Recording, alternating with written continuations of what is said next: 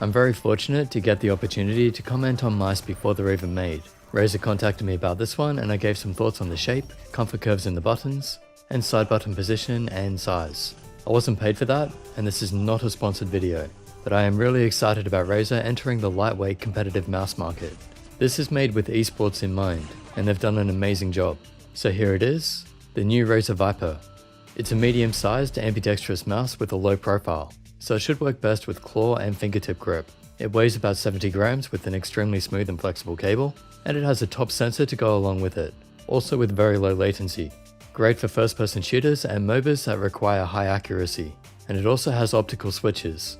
This is a top mouse, but everyone is different, so let's get into the details. Many competitive FPS players are looking for lighter mice these days, because less force needed on the mouse means easier to move, and therefore easier to aim. Also, some people suggest there's less fatigue if you're swiping it a lot. I had no trouble with all three main aim styles in Quake, that's prediction, point, and tracking.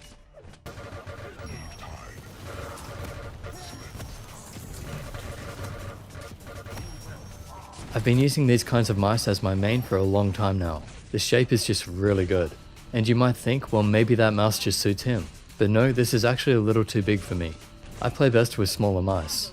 As you can see in the comparison, this is more like the Basilisk or Lancehead, but not as large as a Death Adder. I actually need a mouse smaller than the Abyssus. The dimension that seems most important for aiming is in the middle here. That's the grip width, and it appears to be about 5.75 centimeters. If you measure your three fingers across like in the picture, and it's the same, then this might actually help you aim your best. It can work with other sized hands, of course, but as a general starting point, if you want to improve your accuracy, the 3-finger rule seems to be helping so far. The length is about 12.5 centimeters if you ignore some of the flare at the front, which doesn't really affect grip, but when it's combined with the height, that's when we get an idea of the grips. Because it's only about 3.8 centimeters high, that's at the highest point. That's kind of medium, so it's more suited for claw and fingertip grip. For palm, you'd usually want about 4 centimeters, and fairly long. If your hand is under 18 centimeters, you might be able to palm grip it. Although you might be sacrificing a bit of aiming potential there, it could still feel good. A quick tour of the shape, it has subtle curves on the sides, horizontally and vertically. You probably recognize these as similar to what's on the Zowie FK and the Finimouse Ultralight. In my opinion, one of the best ways to shape the sides. It helps for comfort and gripping it when picking it up, especially with the rubberized grips. The rest is just a textured plastic. The grips are only on the side, and hopefully they don't fall off. That's been a problem on mice recently, but I have heard companies are working on the issue. The sides on this mouse do go in a little more than the FK though. It's only by about 1 millimeter on either side, but I think it feels pretty good. Also, like the Zowie FK, it has a mostly flat top with curves on the sides. But it has deeper comfort curves in the buttons, which I find to feel better. And looking at the base, you can get an idea of the overall shape as well. It's wider at the back and front, and I think the front is what I would make slimmer on this one. It's just a little bit too wide. Then again, this mouse is a bit big for me. I find having my ring finger pushed outward like this makes it harder to control, but for larger hands, it might be a good thing. Either way, it's an amazing shape, definitely one of the best I've used at this point. Final note here, you can see the 2 large mouse feet. They glide smoothly and quietly, and the mouse is stable on them. DPI button on the base too, so no accidental clicks. It has side buttons on both sides, so this is for left and right-handed users. Because I was a small part of the development process on this mouse, I did get to comment on these. I really don't like when ambidextrous mice have side buttons that get in the way. I get so many accidental clicks. Razer's solution was to make them thin and shape them so that it's actually hard to press in. You might be able to see here that I really have to try to press them in with my ring finger, and even then it's hard. So no problem on that side, although on the thumb side it is actually a bit more difficult. Compared to the usual side buttons you'd get, for me, I personally had to make more effort to click these in.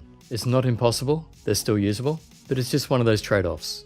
But in my opinion, it's definitely worth having this way. Just have to use the thumb tip instead of the joint and the thumb. Here's a quick look at it next to the Zowie FK1 and Glorious Model O. You can see the basic principles are all there. It's almost like they just squished it a bit, and that's actually a good thing in my opinion. I've been saying for a long time now the FK shell is just a bit too long, so making it shorter and maybe a tiny bit thinner, with deeper curves, is actually a great idea. And while it's hard to show, it actually feels quite different in the hand. Most noticeably, this section here on top. I'm very aware of it on the FK and Model O, but it feels more natural on the Viper. Something I don't want to see though is a market full of clones. These three mice are pretty similar. I'd rather not see the same mouse over and over. They are a bit close and they're sort of borderline for me, so I'll just say again, I think it's okay to take inspiration, but not copy. The Viper is actually my favorite of the lot. It also doesn't have holes in it, and yet still only weighs 70 grams. And even better, while the first Model Lows had a bit of an issue with the weak sides, this one doesn't. It feels solid. Rjn have done a great job with this. I would love to see more like it, especially because like the Model Low, they've added a super smooth flexible cable. You can see here it handles just like the one on the Model Low. These cables make mice feel like they're wireless, but Rjn have managed to get that feel with a thin cable. You can see here the Model Low cable is much thicker. Love using these now. And on a lightweight mouse, it's even more important. Now let's talk about the buttons. Here's a listen to them before we get to the details.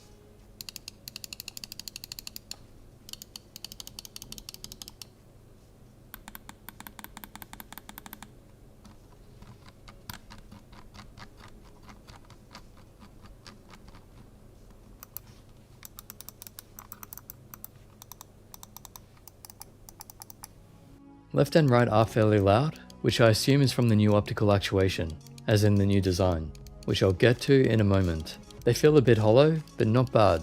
Not something that I'm bothered with in game, but something I notice out of game. The mouse wheel is a bit tighter as usual, and up and down actually feels really good. It has the noticeable steps that many people want, but it's still smooth and quiet while browsing.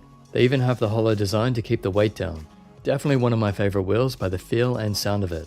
The side buttons do all have a different sound, as to be expected, and they're hard to use for a good reason, but at least they have a nice click. So left and right have optical actuation, and this is in hope of combating a few issues. One is double clicking.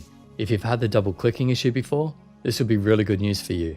Optical switches should never have this problem, as they don't rely on a metal leaf contact. Cutting or blocking a light beam should work the same way throughout the life of the switch, and in the latency testing, it performs as well as the other top mice. Really low scores against the G903. It was a bit better in the human latency testing, but you see on the right, the bump test shows that they're just as fast as each other, sometimes saying left, sometimes saying right is faster.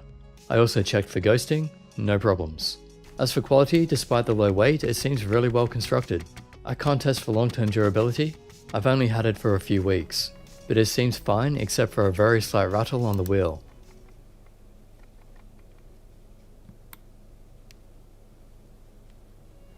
Not a big problem though. Now I'm sure many of you are saying, but I don't want the Rjn software, but then it's also great to have software when you need it. I have good news for you as well. This one has onboard memory, so once you've set it up, you can actually uninstall the software. The only thing it won't store is macros. Apparently macros are banned at tournaments, and this mouse is meant for esports, so it makes sense. Also just a note here, you don't need an account to use Synapse. This is some more good news. They now allow you to sign in as guest. So just sign in as guest, set the mouse up, then uninstall. Done. Looking in the software though, you can alter the buttons, even the mouse wheel up and down, and you see how I have hypershift here. That means when I hold that button, I can change what the other buttons do. When I don't have dedicated media keys on a keyboard, it's great being able to put them on the mouse like this, so I can change volume up and down, hit play pause, and go next or previous track. That's more a general use thing, but I love having this functionality on a mouse, as long as there are extra buttons to use with it. This is why I really like having buttons on both sides. In the performance tab we have DPI, it goes from 100 to 16,000 in steps of 50, and you can change the polling rate, and you have one light on the back of the mouse which is RGB. Speaking of the sensor, Rjn have been using the 3390, and it's a top optical, pretty much the best you can get. There are a bunch of tests you can do, but sensors are so good these days it's barely worth it. I prefer to just show you how it performs in game. The liftoff distance is about 1 DVD, just under, extremely low. As expected, amazing sensor. Just a few points on the general use. The buttons are separate from the shell, so they do have a bit of wobble. This is pretty common.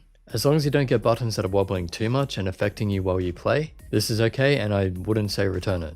These actually feel pretty solid, and we'll have to wait and see how the side grips do. They might be really good, they might wear out, we'll see. Now for the conclusion.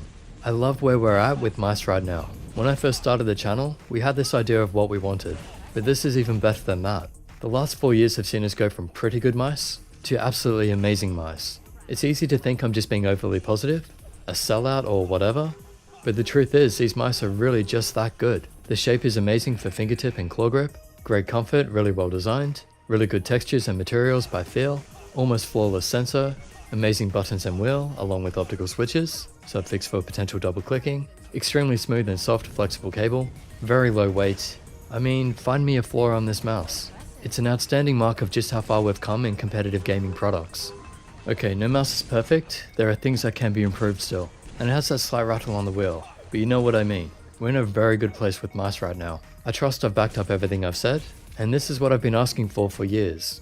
Obviously I want a smaller version of this and even lighter, but if my hand was big enough, this would definitely be high on my list. And by the size is how you can choose which one is right for you. If you're choosing between this, the FK1 and the Model O, me personally, I think it's an easy choice. I would rather not have the holes, but I also want the lightweight, the better sensor, and the better cable, so I'd go with the Razer Viper. I don't know the price of it, if the Model O is cheaper. It's actually quite similar, so you could go the lower price. But if you have the money, I don't know about everyone else, but I would rather not have holes. And also, from what I can tell, the Razer mouse does have high quality. And you get buttons on both sides, so left and right-handed. Basically the same weight, more features on the Razer, and it also has lower latency on the buttons. The Model O does have that 4 millisecond debounce. That's not a big deal, but I just wanted to mention everything that was kind of relevant to your choice. The Model O is still a solid choice and most likely cheaper, so I'm sure that will keep selling. But from what I can tell, and according to what I've said in this review, this is the better product. I'd recommend it for MOBAs and first-person shooters, to anyone's hand size and grip style that it suits, but as always, you have to find what's right for you. Everyone is different. Hope that helps. Big thanks to Razer for including me in the process and sending it out for a review. Again, this is not sponsored content, all opinions are mine and not influenced by anyone else. Check the description for more information, including ways you can help support the channel. And as always, subscribe, like and share this video, and I'll catch you in the next.